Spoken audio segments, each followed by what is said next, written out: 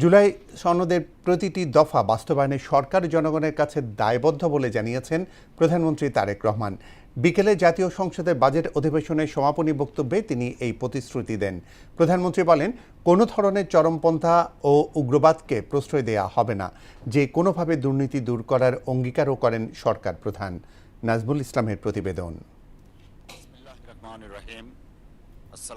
২৬ কর্মদিবসে শেষ হল এবারের বাজেট অধিবেশন। পাশ হয়েছে 10টি বিল। বাজেটের উপর সাধারণ আলোচনা হয়েছে 48.5 ঘণ্টা।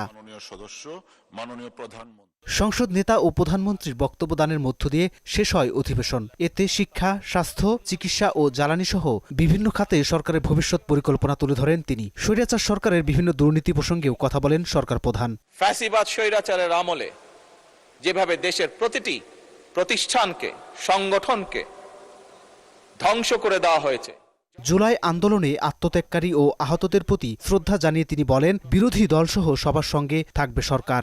জুলাই যোদ্ধা যারা নিজেদেরকে উৎসর্গ করেন, যারা ক্ষতিগ্রস্ত হয়েছেন, আমরা সরকারের পক্ষ থেকে, শুধু সরকার নয়, আমি বলবো এক্ষেত্রে বিরোধী দলেও একসাথে, বিরোধী দল এবং সরকার একই সাথে উভয় পক্ষ আমরা সিদ্ধান্ত গ্রহণ করেছি এই সকল মানুষের পাশে রাষ্ট্রীয় অর্থনৈতিক অবস্থা বিবেচনা করে আমরা তাদের পাশে দাঁড়াবো। মাননীয় স্পিকার, আমরা জুলাই সনদ যেটি স্বাক্ষর করেছিলাম, জুলাই সনদের স্বাক্ষরিত প্রতিটি দফা বাস্তবায়নে আমরা জনগণের কাছে দায়বদ্ধ, অঙ্গীকারবদ্ধ।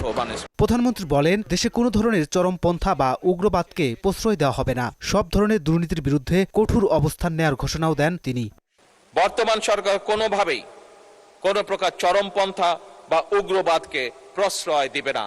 এবং আমরা যেভাবে সরকারি দল এবং বিরোধী দল আমরা বিভিন্ন বিষয় এই সংসদে কোনো বিষয় হয়তো দ্বিমত করেছি, কিন্তু একই সাথে অনেক বিষয় আমরা একমত পোষণ করেছি। আমি বিশ্বাস করি দৃঢ়ভাবে যে উগ্রবাদ এবং চরমপন্থাকে যে বর্তমান সরকার প্রশ্রয় দেবে না, এই ব্যাপারে আমরা সম্পূর্ণভাবে বিরোধী দলের সহযোগিতা পাবো ইনশাল্লাহ। ঋণ নির্ভরতা কমিয়ে বাংলাদেশকে বিনিয়োগ নির্ভর অর্থনীতিতে গড়ে তোলার প্রত্যয় জানিয়ে প্রধানমন্ত্রী তারেক রহমান বলেন, কর্মসংস্থান ও সম্পদ সৃষ্টির মাধ্যমে 2034 সালের মধ্যে $1 ট্রিলিয়ন অর্থনীতির কাছাকাছি পৌঁছানোর লক্ষ্য নির্ধারণ করা হয়েছে। বর্তমান সরকার চায় বাংলাদেশকে একটি কল্যাণ রাষ্ট্রে পরিণত করার জন্য।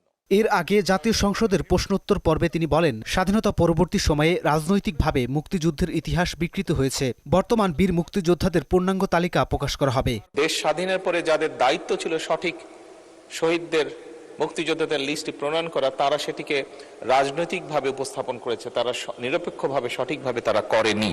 আমরা চেষ্টা করব সঠিক যারা মুক্তিযুদ্ধ, সঠিক যারা শহীদ, তাদেরকে চিহ্নিত করার জন্য। নাজমুল ইসলাম, মোহনা সংবাদ, ঢাকা।